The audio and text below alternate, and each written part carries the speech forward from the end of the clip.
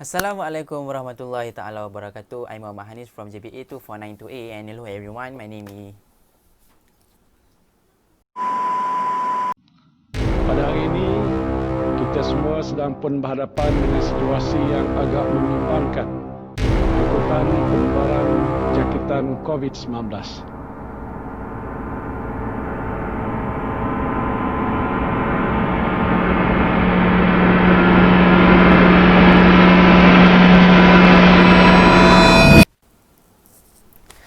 Assalamualaikum warahmatullahi taala wabarakatuh and hello everyone.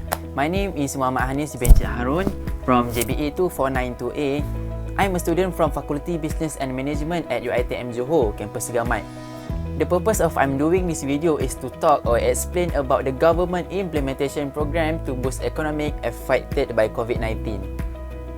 Firstly, what is actually COVID-19? COVID-19 or coronavirus is an infectious disease caused by a newly discovered coronavirus. Who is most at risk to the coronavirus disease? The most at risk group is older people and those with underlying medical problem like cardiovascular disease, diabetes, chronic respiratory disease and cancer are more likely to develop serious illness. Most people infected with the COVID-19 virus will experience mild to moderate respiratory illness and recover without requiring special treatment. The best way to prevent and slow down transmission is be well informed about the COVID-19 virus, the disease it causes and how it spreads. Protect yourself and others from infection by washing your hand or using an alcohol-based rub frequently and not touching your face. This new strain was unknown before December 2019 when an outbreak of a pneumonia of unidentified causes emerged in Wuhan, China. The first case of COVID-19 in Malaysia was detected on 24 January 2020. The WHO Country Office in Malaysia has been working closely with the Ministry of Health to respond to this outbreak. On January 25, Malaysia announced its first COVID-19 cases and since then, the number of people infected has risen to nearly over 9,000 cases according to the STAR statistic. The government had implemented movement control order whereby non-essential industries, including educational institutions, are forced to split the infection chain. COVID-19's explosive spread has devastated industries and societies worldwide. When COVID-19 extends across the globe, other aspects of one's everyday life are being adversely affected, such as schooling and jobs. It has affected educational system, resulting in the closure of schools, universities and colleges in near total. The business owners need to close down their shop that can make a gathering among society. This can be an effective way of monitoring the virus spread and thus preventing workers and students from infection. Due to COVID-19 pandemic, the precaution way that the government implement program to boost Malaysian economic system is an emergency stimulus package worth $4.8 billion to counter the impact of the COVID-19 outbreak. The package implements strategies that include spurring economic growth, promoting investment and encouraging business to adopt automation and digitalization in their process. Some $453 million will go towards the tourism industry, one of the hardest hit by the pandemic.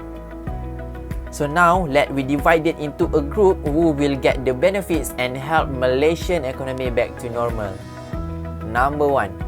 Restructuring and rescheduling of loans. What happened for them who cannot pay their loans during the pandemic? The government has asked financial institutions to provide financial relief to borrowers by rescheduling or restructuring loans as well as offering payment moratorium. There will be a 100% stamp duty exemption arising from this rescheduling, restructuring or moratoriums. The exemption is given from March 1, 2020 until December 31, 2020. Number 2. Assisting the cash flow of small and medium sizes enterprise. Bank Negara Malaysia (BNM), the country's central bank, will provide 2 billion ringgit worth in loans for small and medium-sized enterprise. The funds will be distributed through commercial banks at an interest rate cap at 3.75% per annum. Each SME will be eligible to receive up to 1 million ringgit with a tenure of 5.5 years. This includes a 6-month payment moratorium. The government will provide banks with an 80% guarantee on the loans. Moreover, the government has prepared a 200 million ringgit until 500 million ringgit microcredit scheme for small businesses in the tourism industry. The third one is agro-food. Food is the most important thing for everyone. BNM has allocated a loan scheme for SME involved in the food production industry totaling 1 billion ringgit. The loan scheme is available for a period of 8 years at 3.75% interest. An eligible SME will able to receive 5 million ringgit. In addition, the government will allocate 40 million ringgit to help SME in the agriculture sector. This fund will be used to enable SME to sell their product on an e-commerce platform and therefore to a larger pool of consumers. This is also to make sure the supply is enough for the demand during the pandemic COVID-19.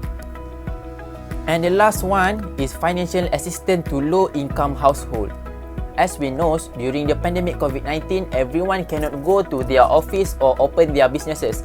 So for the low-income household, they will begin receiving a monthly payment of 200 ringgit scheduled for May to be paid in March. Families will also receive an additional one-off payment of 100 ringgit. This is to make sure they can both basic needs. The benefits of this stimulus package is under this new plan, the amount of wage subsidy that can be claimed is capped at 600 monthly for up to 200 employees per company. Previously, smaller firms with up to 75 workers were able to claim up to 1,200 ringgit a month for April to June.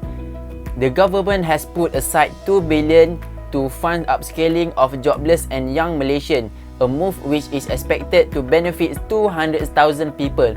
It is also want to spur firms to take one more employees by paying out 800 ringgit monthly for each new hire under the age of 40 and 1,000 per month for those who are older or with disabilities.